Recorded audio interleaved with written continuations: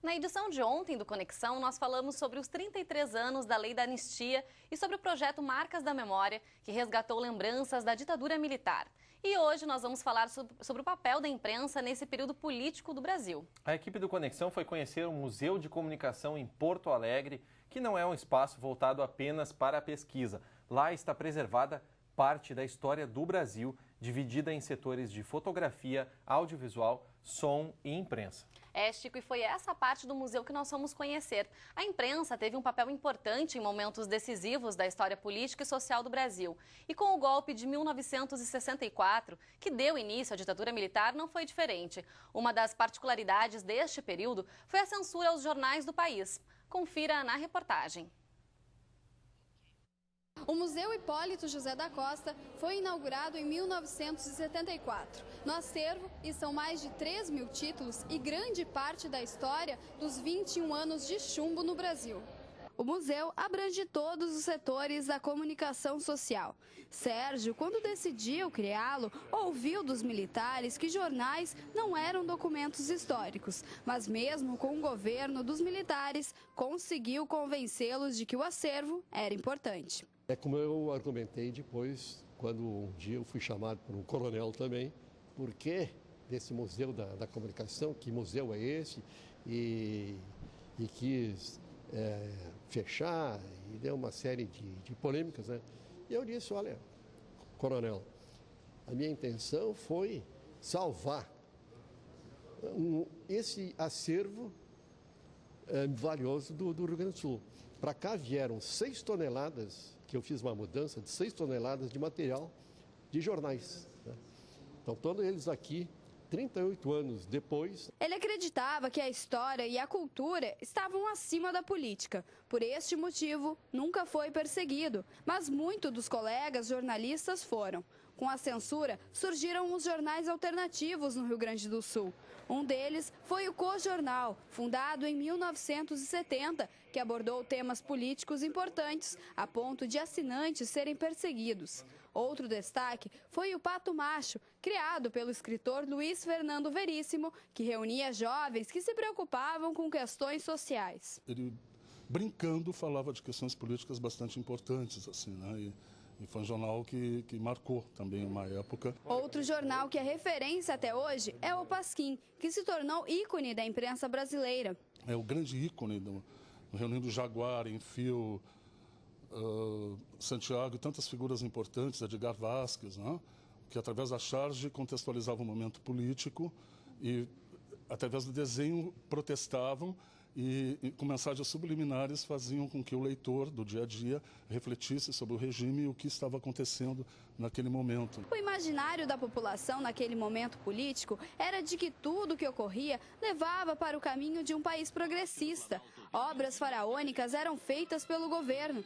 O presidente da época, o general Médici, deu início à Transamazônica, que até hoje não foi concluída. A brasilidade estava no ar com a Copa do Mundo de 1970. E frases como Brasil, ame-o ou deixe-o e para frente Brasil estavam na boca do povo, influenciados pelo governo militar. Então é uma construção de um Brasil em que tudo está acontecendo de forma correta e uma economia que está bombando, as coisas estão extremamente positivas.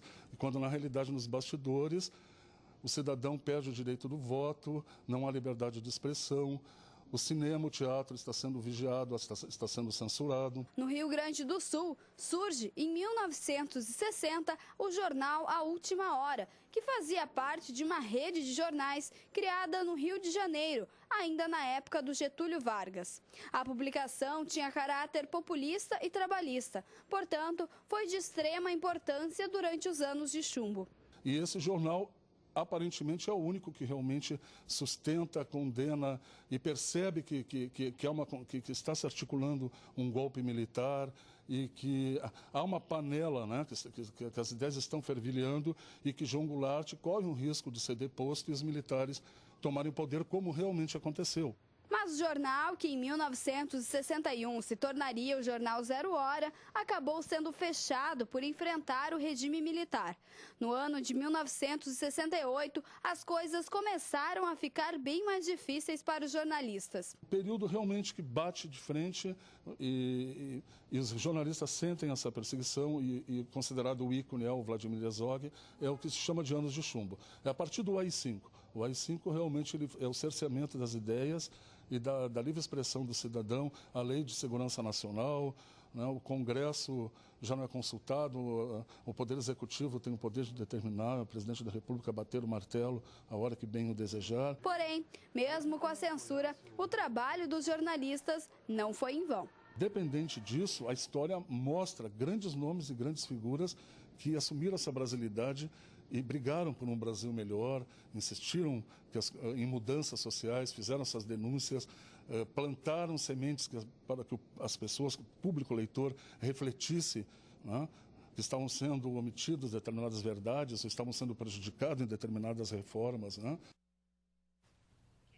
E para conversar com a gente sobre a importância da imprensa nesse período de repressão política, que nós recebemos aqui no estúdio Edelberto Bes, coordenador do curso de jornalismo da Unicinos. Olá, professor, tudo bem? Tudo bem com vocês aí, tudo bem? Tudo jóia. Professor, para a gente começar essa conversa, nós vimos na reportagem que os jornais alternativos eles tinham um papel fundamental aí na disseminação das informações, né? Então, como é que o senhor avalia a questão da apuração das informações, já que esse controle ele era bastante grande e o acesso, então, era restrito à população? Bom, é evidente que o regime militar não tinha como fazer um controle de todas as publicações, estavam mais em cima dos jornais da assim chamada grande imprensa. Então, esse controle nos jornais alternativos era muito mais complicado, se bem que depois, quando esses jornais apareceram, como Opinião, Pasquim e tal, esse controle foi bastante concentrado também ali. Tá? Mas tu sempre tem como furar os bloqueios. Né? E uma das coisas que eu me lembro que a gente apreciava muito era a charge e o cartoon. Né? Onde o chargista ele expressava, né, por meio do seu traço e de uma maneira até jocosa, né, toda a expectativa que se tinha de uma abertura política e social da época. Né? Que tipo de ameaças e represálias os jornalistas recebiam nessa época? Bom, ameaças de tudo que é tipo, né? Inclusive, como foi mencionado e lembrado aí o Vlado, que né, foi morto, né, nos porões da ditadura por causa da sua militância profissional. Tem grandes histórias de matérias que eram substituídas por receita de bolo, aquela coisa toda, isso aí chegasse a ver? Sim, isso era... Bom, primeiro eu preciso dizer que eu era estudante na época, mas a gente tinha medo. Tá? Tinha medo. Eu fazia estágio num pequeno jornal, onde acho que nunca botaram os olhos em cima de censura, mas mesmo assim a gente tinha medo de... Vocês tinham cuidados ali diários para não sofrer nenhum tipo de represália também. E porque era assim, era uma coisa maluca, né? Por exemplo, era proibido de dar uma notícia sobre a grande incidência de malária na região amazônica. Isso existe até hoje, né? Mas na época não se podia falar disso. Isso era proibido. Era o país que estava em expansão, né? O país do Armio-Eixo, né? O país que estava crescendo em termos de indústria, economia, né? Estava bombando, né? Então, tudo era para cima, né? Então tu vinha falar sobre malária, né? Sobre péssima distribuição de renda, sobre reforma agrária, né? Isso era quase um pecado. Né? E professor, a partir de que momento os jornalistas eles passaram a ter uma certa segurança para poder expor realmente os fatos e colocar aí para a grande população? Eu não... Essa pergunta, eu não sei se até hoje tem segurança. Eu não, assim, é que essa pedra da censura foi sendo quebrada aos poucos, né? E chegou um momento que é que nem uma hidrelétrica que começa a vazar, que tu não segura mais não estanca mais esse volume d'água. E foi isso que aconteceu, né, com o movimento das diretas já, né, com outras ações que foram acontecendo, né, grandes ações ou pequenas ações, que foram quebrando esse monolito aí da censura aos jornais na época. Já que tu comentaste brevemente, a gente vai estar encerrando agora, eu queria que tu comentasse, tu acha que hoje nós temos uma imprensa livre? A gente pode dizer que a gente tem uma imprensa livre? Eu acho que hoje nós temos imprensa comprometida ideologicamente. E eu preferiria saber, olha, esse jornal aqui, editorialmente eu sigo essa linha, eu apoio esse Como candidato. tem bem claro em alguns outros países. Exatamente. Né? E aqui não, eles disfarçam que são plurais e que não sei o quê, que ouvem os 2 lados, 3 lados, 4 lados, 5 lados, e eu não vejo isso assim, com exceções. Tá? Com exceções, eu diria que de um lado está a Carta Capital, do outro lado está a Revista Veja, nos 2 extremos. Né? E já que a pergunta é sobre imprensa livre, eu acho que ela está muito manietada a uma censura econômica. Tá? Então, esse eu vejo que são os grandes problemas de tu não abrir qual é a tua posição política, qual é a tua posição editorial hoje, e também debitar, que eu acho que é um grande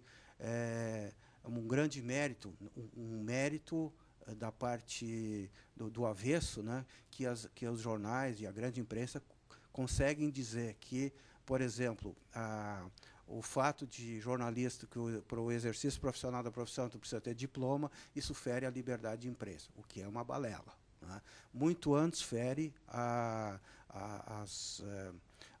censura econômica que é exercida nos jornais.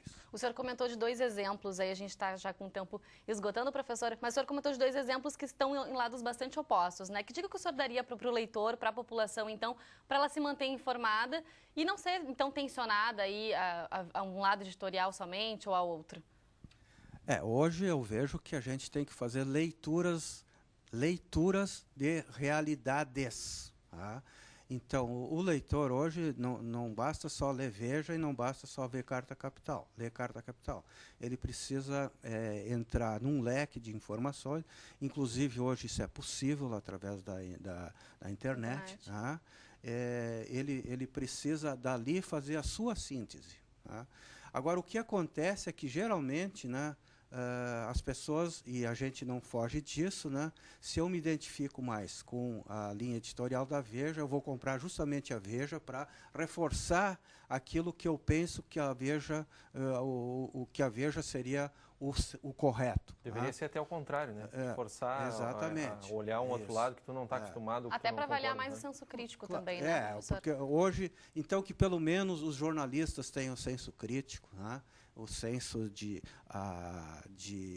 indignação para certas coisas que acontecem no país. Tá certo, professor. Muito obrigada pela sua presença e pelas informações. Não, por isso.